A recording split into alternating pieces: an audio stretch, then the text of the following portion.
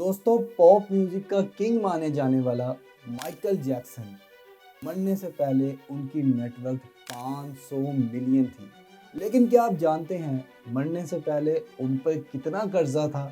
उन पे इतना कर्जा था, जो लफ्ज़ आपके स्क्रीन पे नज़र आ रहे हैं ये मैं बोल भी नहीं सकता। इतना कर्जा माइकल जैक्सन पे मरने से पहले था।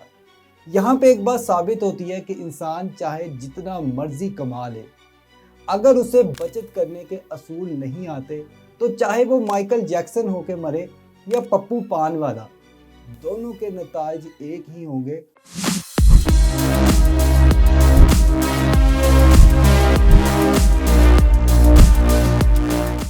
अस्सलाम वालेकुम ख्वातीन और हज़रात, मैं हूं अरून इकराम।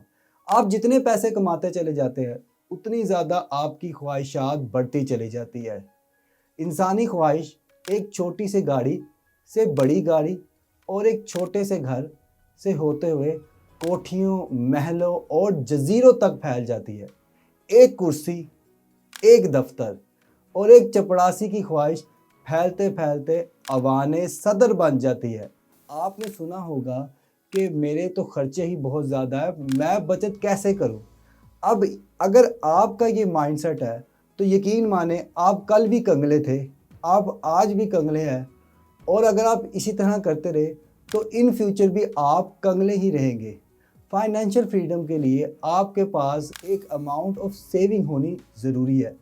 देखिए, मैं आपका दुख समझता हूँ, क्योंकि ये नॉलेज, ये इल्म कभी भी किसी भी ना ही स्कूल, ना ही किसी कॉलेज और ना ही किसी यूनिवर्सिटी में पढ़ाया जाता है कि हमने किस तरह से सेविंग करनी है और उस सेविंग को कहाँ पे इन्वेस्ट करना है और उस इन्वेस्टमेंट को हमने किस तरह से अपनी जायज़ ख्वाहिशात को पूरा करने में लगाना है, ये कोई भी नहीं सिखाता।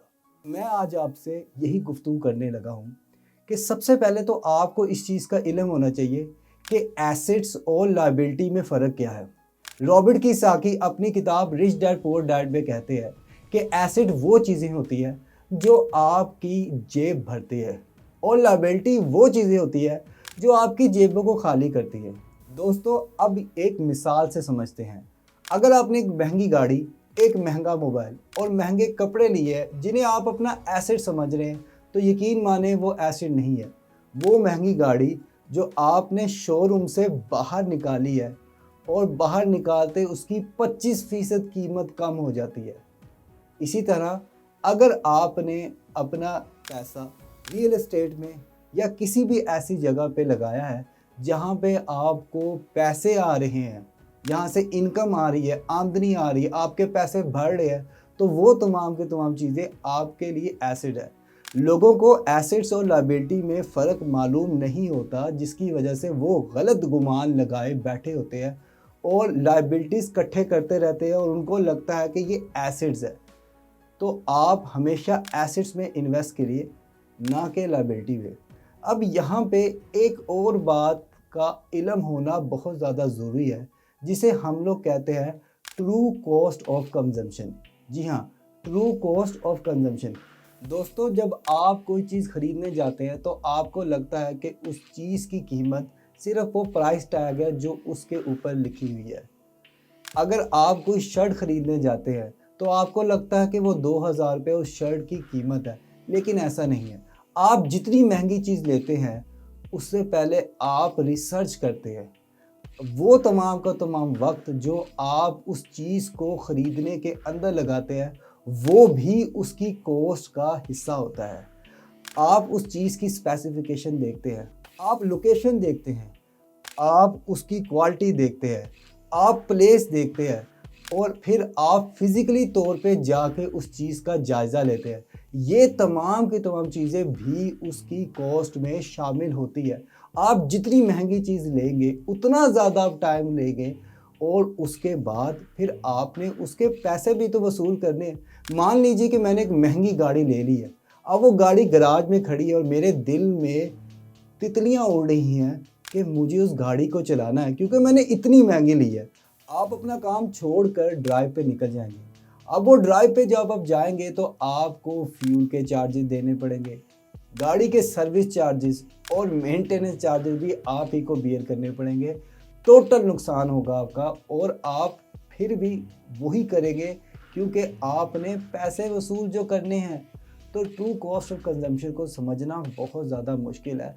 ये सोशल मीडिया का ज़माना है जिसमें हमें एक गलत इमेज हमारे माइंड में परसीव कर दी गई है।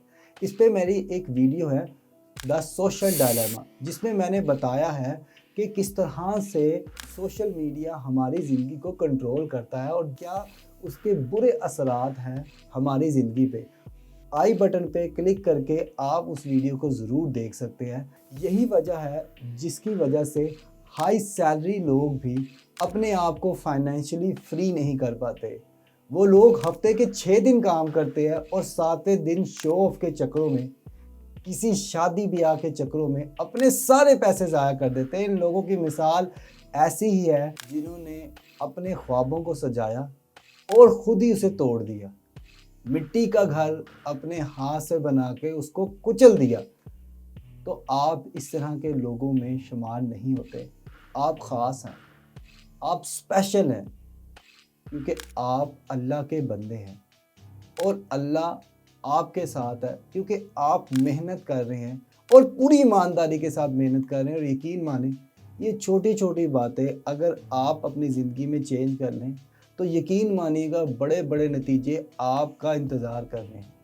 आपको मेरी वीडियो कैसी लगी काइंडली कमेंट सेक्शन में बताएं और लाइक कीजिए और सब्सक्राइब कीजिए हमारे चैनल को और साथ ही साथ दबाइए बेल के आइकन को ताकि आपको मिल सके हमारे चैनल की हर न्यू अपडेट।